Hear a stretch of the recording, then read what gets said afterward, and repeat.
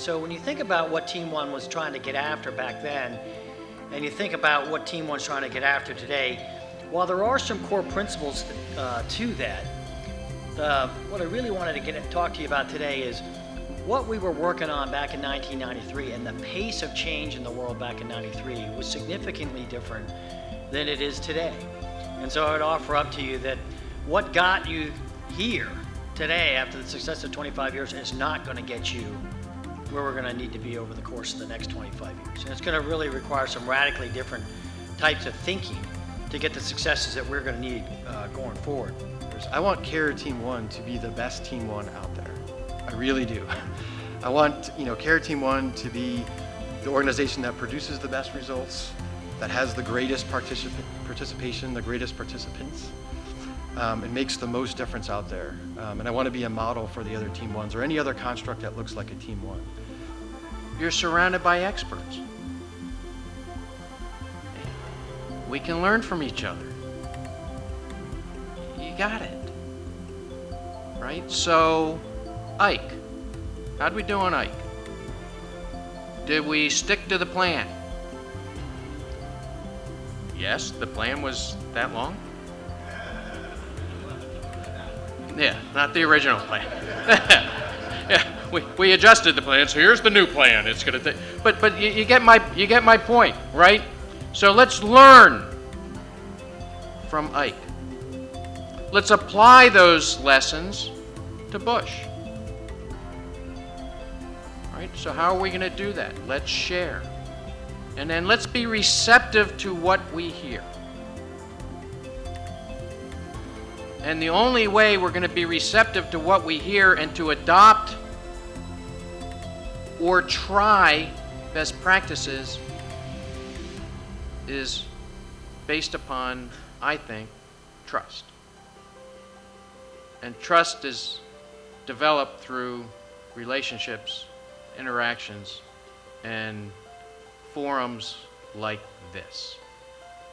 So one of the things that I've learned with the Carrier Team One, being part of the Propulsion Plant Matters, is the opportunity to go and do those things that nobody else has done, and then being able to bring them back to that group so that they can share them with the other availabilities. For example, understanding churn within the schedule so that we can do work release. Being able to release work without cofferdams, which is a big paradigm shift for all the shipyards. And those simple things which are very difficult for us to overcome, but now that we have done them, shared them with the Propulsion Plant Matters group, now all availabilities can be successful from those lessons learned. I've been at Carrier Team One since 2014.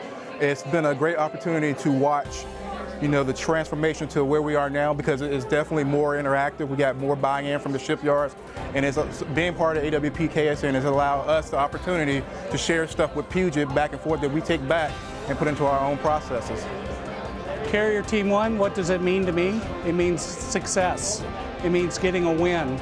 It means knowledge sharing. It means process improvement.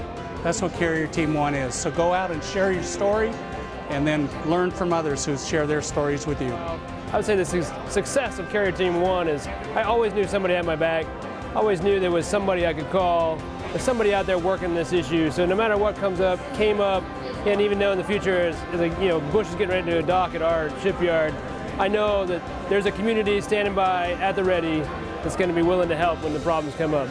The knowledge sharing network for us, when I first got introduced to it, we were given everyone's emails and phone numbers, and what it really helped us do is I was able during the availability to reach out real time and get information about things like decking, pipe brackets, pumps, and other sorts of basic equipment where I could get a lead on it and get ahead of the problems that we were having so that we could bring our material back into the availability. So it really helped me out in that respect.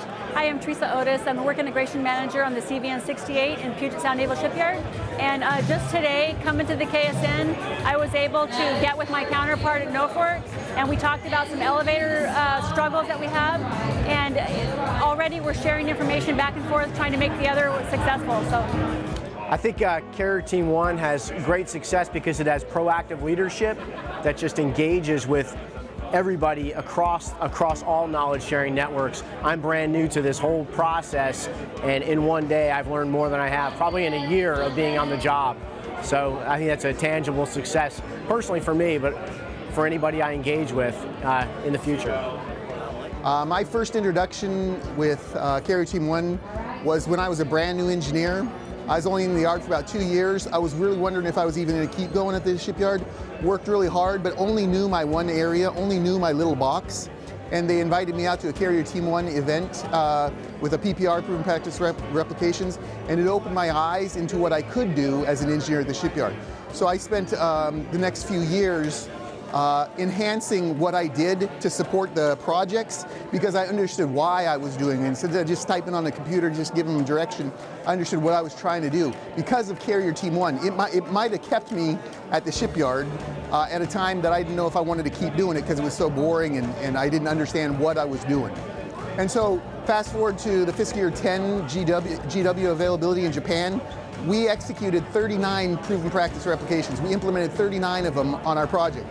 I won't tell you that there was about 120 that we didn't, but the 39 that we did helped us get our availability done early and on time. Actually through the test program early and on time for the completion of the availability. So a huge proponent, huge fan of Carrier Team 1.